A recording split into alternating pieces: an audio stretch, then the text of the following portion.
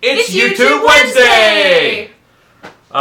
This YouTube Wednesday, I have my shop monkey Morgan helping me out, and I need some necklacey things and voodoo type stuff for my witches. So I'm going to make a plate mold, but it's going to be a silicone plate mold. So, to your station.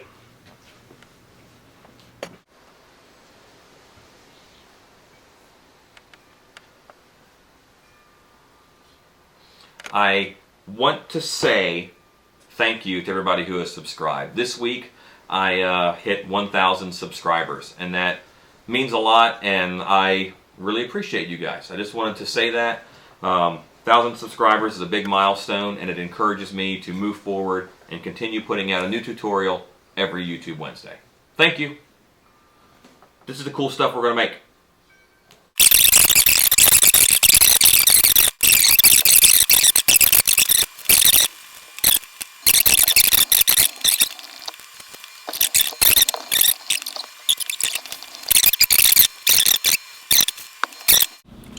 I now have my tray full of sculptures. I've arranged them where I want them. And next step is going to be mixing silicone. What I have is I have my tray full of things to be molded. I have spaced them out the way that I want them. And now I'm going to mix up some silicone. The kind of silicone I'm using for this particular piece is a Platsil 7315. I get that from Bitty Mold Supply, and it is bittymmoldsupply.com, B-I-T-Y, Mold Supply, or Brick in the Yard. You can spell it out, brickintheyard.com. And I have 2 cups. These cups are great for mixing things that you have to measure out pretty precise, because they're all molded the same, and they have these lines on them. So if you put part A into one of these cups up to one of these lines, and you put B in another cup up to the same line, you get the same amount. I don't have to weigh it. It is pretty easy. This particular silicone I chose for this project because A, Midget Bitty said it was the right stuff, and B, this is a very low viscosity. Viscosity is thickness. Water has a lower viscosity than pancake syrup because pancake syrup is thicker. So, this is a low viscosity. My guess is near milk as far as consistency goes.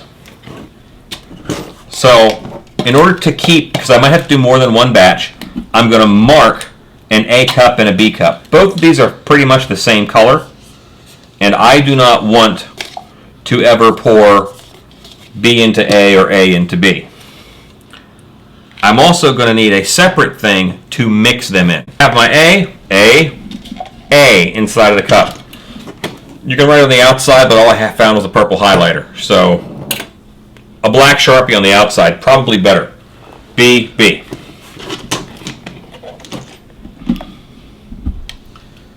I am a practiced guesstimator.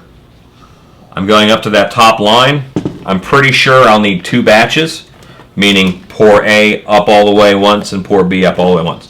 Morgan, you want to pour B up to that top line? Okay. I'm going to check on my beak sharpness.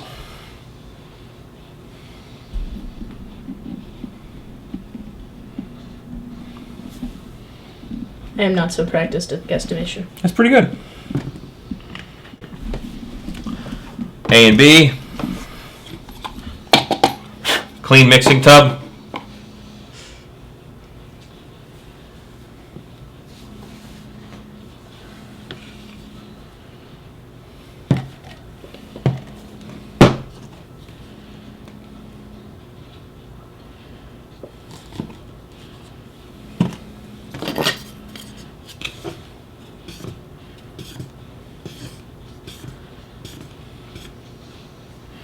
And I am mixing. This says that I have a pot life of 30 minutes, meaning I can have this mixing for, I want to mix at least a minute. I am mixing A and B together very well. I have about a minute. This is a pretty low viscosity silicone. So it's going to go and fill in all that detail and capture everything I need to capture for these. We're going to go ahead and mix that. I'm going to do some last minute placing.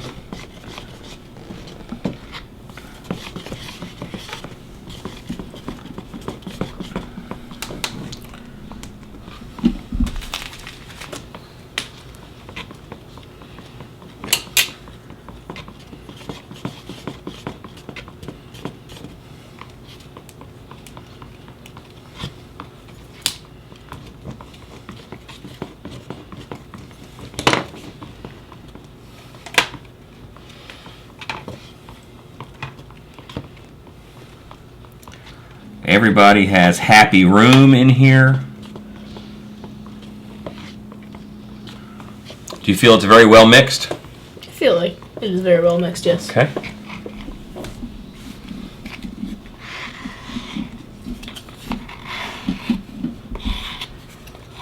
When you are mixing, wood can hold moisture. So it's not the best idea to use a wooden stir stick, but I haven't had a problem with it yet. If I can pour from on high up, and in a thin stream, the bubbles will pop on the way down, and I will have less bubbles in my mold. That is why I'm pouring a high, thin stream. And it's normally best to pour in one spot and kind of leave it there. As it spreads out inside of the pan, it is seeking its own level. And it's going underneath things and in nooks and crannies. And I'm watching for undercuts. And my hand is sinking as my arm gets tired. So I have to consciously work to raise it back up.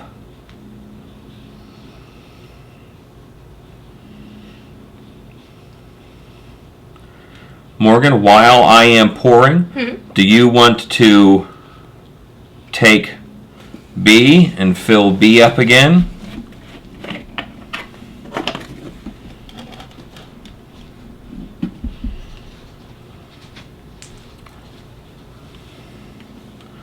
And we are running into our first problem. This clay floats. So I just have to work to move it and keep everything back where it should be. Do you want me to fill A? Yeah.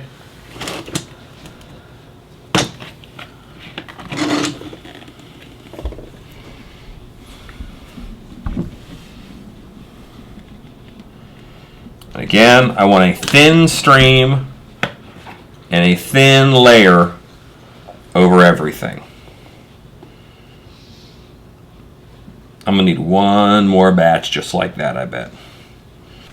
I have my second batch mixed.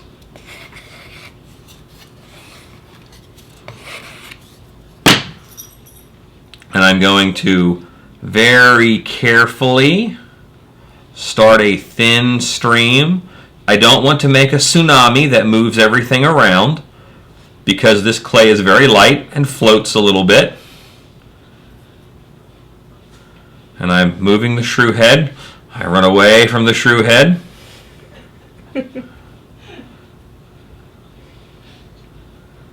The good thing about this silicone is it's not tinted.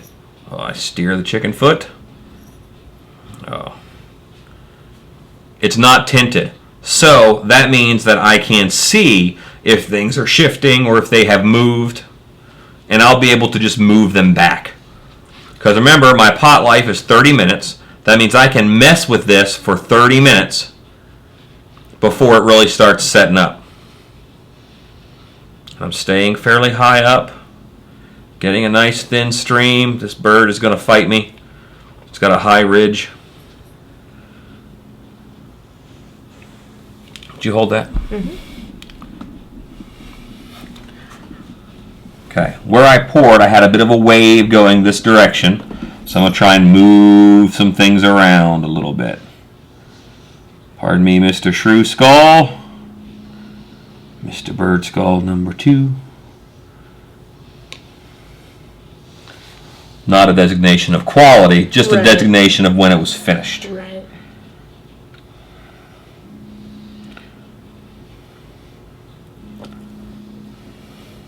You don't want anything touching the sides of the pan, because that's going to be the very edge of your mold, and you will have no strength there.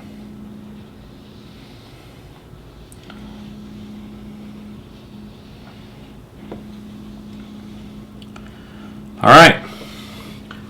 Right here on the bottle, with these lovely labels that are put on here, it says demold time is 4 hours. That is a temperature sensitive thing. The hotter it is, the less time it takes to demold this. Moisture in the air has a bit to do with it, but mostly temperature is the main factor. I'm going to put this outside because I live in Texas, and I can probably demold this in about 2.5 hours. Okay, I have my plate mold. My silicone has cured, so it's not, pouring out. I have a hobby knife. I'm going to use that to cut my shapes free. It's pretty translucent, so you can see through it, so I'll know where to cut and what to remove. First thing I want to do, though, is I want to get the silicone out of the tray. And that could be a little bit difficult. I'm just kind of tweaking it because I'm not going to hurt the silicone. I don't care if I hurt the clay because that gets destroyed in the process. But not too difficult at all. I now have stuff suspended in Jell-O. You could take this to a church social and set it down like, with the fruit and stuff. Or you could take it out and use Halloween stuff. All right. Have a hobby knife. I'm going to take my knife and I'm going to cut. I like to cut a bit at an angle, and I'm cutting down through the silicone to the clay. And I don't care if I cut through the clay or into the clay, doesn't matter. Now I should be able to spread this open and pop out the bird skull. I'm left with a cavity here that is the exact shape of the bird skull. Can you see that? There's a ghost bird in there. But, alright, I'm going to go ahead and get the rest of the stuff out. Doesn't take long.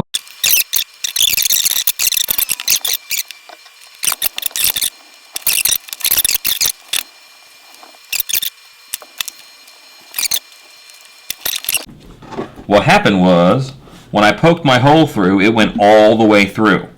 And that caused a line of silicone to go through that hole, locking this piece in.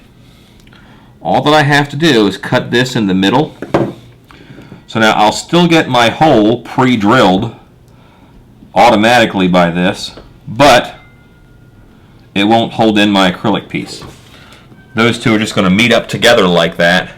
And when I pull it out, it pops right clean out.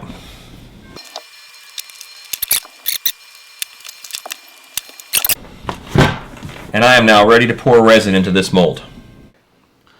I have my silicone mold, and I'm about to pour resin. I'm using Easy Flow 120 resin. It's a 2-part resin. I get it from Biddy Mold Supply. And it dries, it cures white. And that's very helpful for a lot of the things that we're doing in the finishing process. But it's also very strong. So the thin things like chicken fingers, chicken feet fingers will still be very strong. It's 50-50 mix. I have my lined cups that I like to mix in. And I have marked on them A and B. I will only pour A into here. I will only pour B into here. If I have to do multiple batches, I do not want to pour A into the B cup, or else it'll start kicking before I really get them mixed. I won't have any control. So I've got a mixing cup. I have my A and my B. And this here, it says I have a pot life of 2 to 2.5 minutes. That's a lie. I probably have a pot life about 45 seconds. So here goes. And the demold time on this is about 15 minutes, which is great.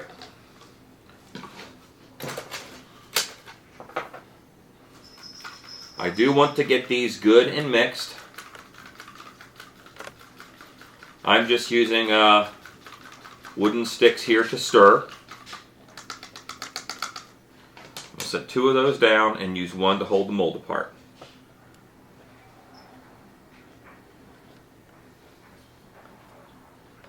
And I'm kind of in a concentration mode, so I may not talk that much.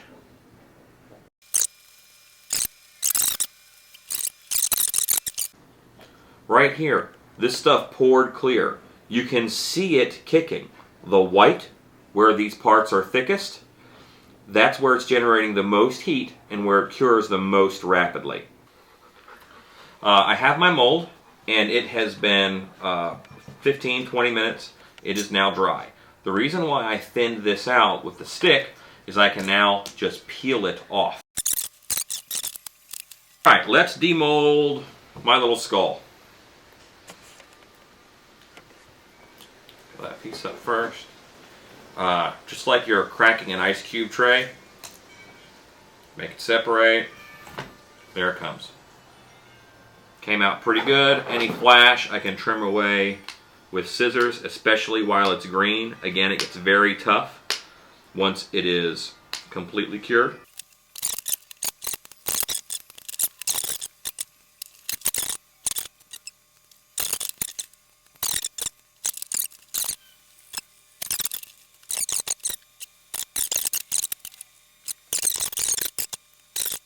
Alright, I'll get my mold out of the way, and I want to make them now look good.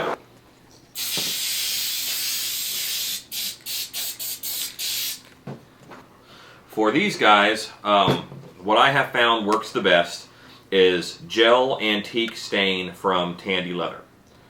I always get my stuff from the Dallas store. I'm in Dallas, but they're awesome, nice people. You can call your order in to them. And it's really cool stuff. I use it on latex, I use it. Leather is an organic material, so the stain and dye used for leather will also work on latex, which is also an organic material. And I'm going to antique this, so I want to put this pretty much everywhere.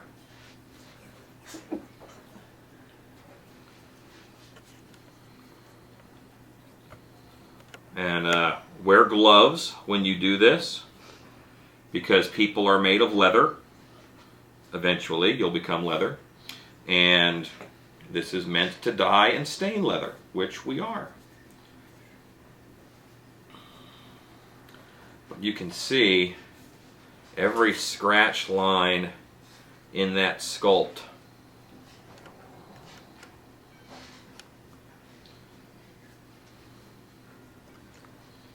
Has been brought out. And might be unseemly of me, but that's awesome.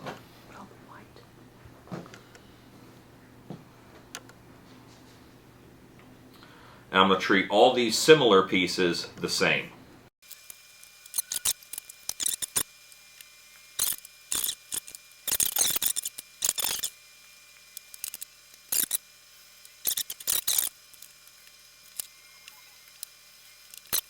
Okay, I have everything painted, but I just want to pop the eye shell that I mentioned into my holder. I would just super glue that in, and that's a finished piece.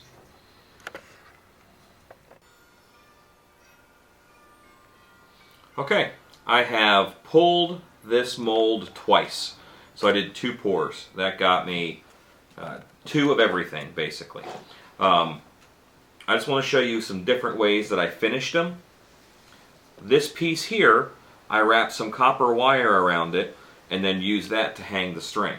And that's kind of a Conan-y, voodoo-y looking necklace. You put a few feathers in there with it, it goes voodoo. But you have some options when you dress these. And the copper wire was not that expensive. These are the same piece, they just have different colored eyes in them. And I dry brush silver onto this one, and this one I just did in the bone antique. This bird necklace, through the drill hole, I put the copper wire, which just elevates that just a little bit, make it a touch fancier. So, you have lots of options with these. Daddy has to work. Daddy has to work. I got videos to make. If you're lifting the table with your head, I have to make a video. It's YouTube Wednesday. That's important.